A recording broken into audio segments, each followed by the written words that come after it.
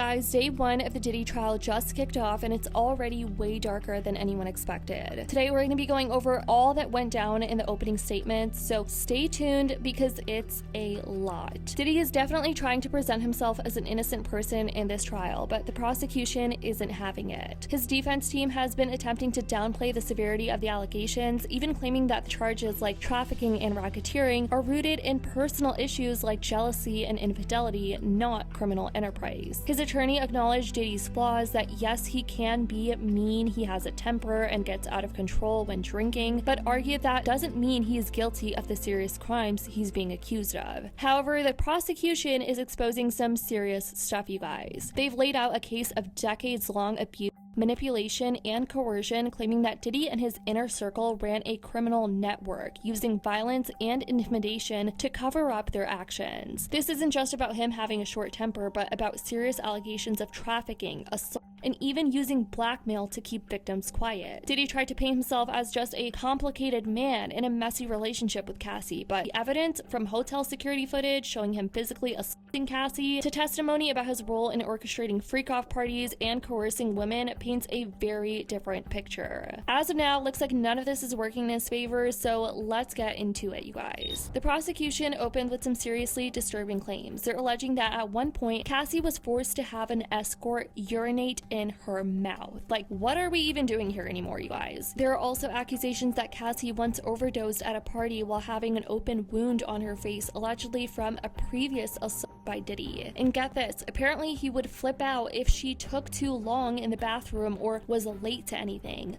That level of control and aggression, it's horrifying. This is what I mean, we're only in the prosecution's statement, you guys, and this already feels like too much to take in. But now we understand why Cassie has been so loud and relentless about speaking her truth. As humiliating and painful as these details are, she clearly knows it's the only way to hold him accountable. Diddy's family was present during the opening of his trafficking and racketeering trial. His mother, Janice Combs, and several of his children, including Christian Combs, Chance Combs, and the twins, attended the proceedings to show their support. Someone else that also showed up was Jaguar Wright, you guys. We all know she has been vocal in the media, making serious allegations against Diddy and other industry figures since years ago, before any of us knew about all this Diddy stuff. Jaguar Wright claimed to have attended Diddy's alleged freak-off parties, describing them as involving use, non-consensual acts, and secret recordings, and she referred to Diddy as one of the most dangerous people she's ever met, and alleged that he has been involved in such activities for decades.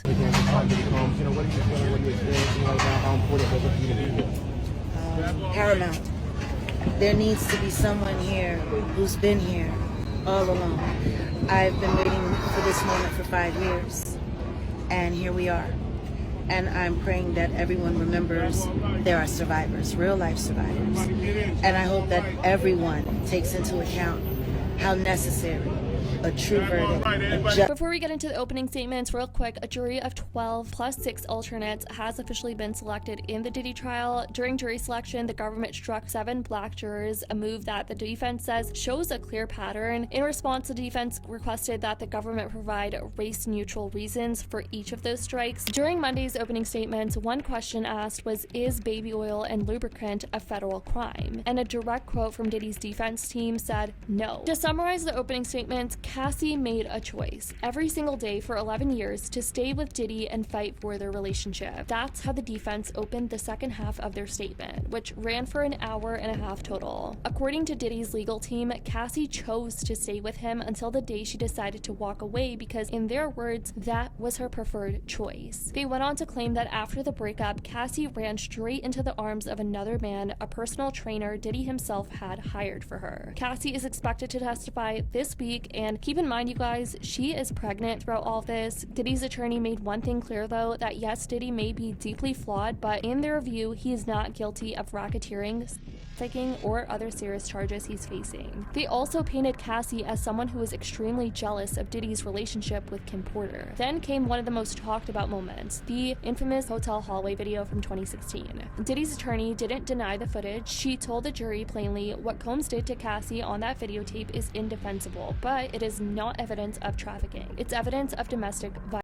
hands. Now, that's the key strategy from the defense. Admit to abuse, but reject the idea that it rises to the level of a criminal enterprise. They're drawing a hard line, acknowledging past violence while denying the federal charges that come with it. One of the prosecution's most explosive claims, after learning Cassie was seeing another man, Diddy allegedly flew into a rage, grabbed a gun and a bodyguard, and kidnapped an employee to help him hunt the guy down. They reportedly broke into the man's home, but he wasn't there. That didn't stop Diddy, according to Johnson. She says when Diddy found Cassie, he brutally beat her, something prosecutors claimed he had done many times before. And it gets worse. Prosecutors allege that Diddy hosted what they called freak-offs, where women, including Cassie and another woman referred to as Jane, were forced into non-consensual sex acts, many of which were filmed and used for blackmail. Johnson also claims Diddy paid $100,000 in cash to get his hands on the hotel security footage that captured a violent assault on Cassie. Assistant U.S. Attorney Emily Johnson told jurors they'll hear about 20 years of alleged crimes tied to Diddy and his inner circle, including sex trafficking, arson, bribery, and more. Jurors are expected to hear testimony from Cassie, Jane, a former employee named Nia, and even a male escort, all of whom are said to have experienced years of abuse, coercion, and fear at Diddy's hands. And the prosecution's message to the jury, in quote, "The evidence will speak for itself." The first witness has taken the stand in the Diddy trial, and his entire testimony centers on that hotel security footage from 2016. Israel Flores, who's now a Los Angeles police officer, was working hotel security at the Intercontinental in March 2016. On the morning of March 5th, Flores got a call about a woman in distress on the 6th floor. When he arrived, he saw a man pacing the hallway, later confirmed to be Diddy, wearing only a towel and socks. In the corner, Cassie was seen crouched down, covering her face, and Flores testified that Diddy had a devilish look on his face and seemed detached when told to take the argument back inside the room. Shortly after, Flores says Diddy came up to him with a stack of cash, asking him not to say anything about what he saw. Flores told the court when he refused, saying, "I don't want your money." Jurors were then shown the now infamous surveillance footage, and Cassie is seen near the elevators, bent over, putting on her shoes when Diddy suddenly storms into frame. He throws her to the ground, kicks her, and then yanks her by the hoodie, dragging her down the hallway. She eventually gets up and calls for help using a hallway phone. In a mirror reflection, Diddy is seen grabbing a vase and throwing it at her. Flores admitted he recorded part of the attack on his phone to show his wife because he thought no one would believe it otherwise. Later that morning, when Cassie tried to leave the hotel, Flores says a 7-foot-tall man, allegedly one of Diddy's associates, tried to block her. When Flores intervened, the man said, "I'm not talking to you, I'm talking to her." Cassie quietly responded that she wanted to go. Prosecutors are using this to argue that Diddy relied on a tight inner circle not just to commit abuse, but to cover it up and silence victims. And this is just the beginning, you guys. On May 12th, dozens of reporters, onlookers, and press gathered outside the U.S. courthouse in Lower Manhattan. The feds say this all started when Cassie was 19 years old with a hit single, and they claim Diddy often got violent with her. Prosecutors say Diddy flew into a rage when he found out she was seeing another man, brutally beating her, kicking her in the back, and flinging her around like a rag doll, and by threatening to release a video of her having male escorts. The feds also referenced the infamous Cassie beating video and claimed in another instance that he stomped on Cassie's face in an SUV and then made her hole up in a hotel for a week to hide her injuries. They say he beat her when he thought she took too long in the bathroom, and say she knew she had no choice when Diddy wanted to have a freak-off. Prosecutors also brought up another alleged victim, a single mother who started spending time with Diddy in 2020. They say she started falling in love with him before being exposed to the parties. The feds say the woman, who is being referred to as an alias Jane Doe, thought her first freak-off was a one-time thing, but it wasn't. They say she wanted the escorts to use condoms, but Diddy wouldn't allow it, and she took drugs to make it through the parties. The feds say she vomited during one, but Diddy forced her to keep going. Prosecutors say a former Diddy employee, his ex-personal assistant Mia, will testify about how Diddy forced himself onto her, put his hand up her dress, and her. Sean Diddy Combs' defense lawyer Tenny Garago said that evidence jurors will see may lead them to conclude he is mean or a jerk. Attorney Garagos told jurors that the women accusing Diddy of abuse were not victims of a criminal enterprise, but adults who made their own choices in emotionally charged, sometimes volatile relationships. Sean Combs had a bit of a different life, Garagos said during opening statements. The alleged victims were all getting something from him. They are adults. They too must take on responsibility for their lives as he does for his. A free choice has pros and cons. They remained in multi-year relationships with him. These women were in love with him. Infidelity and jealousy drove the violence.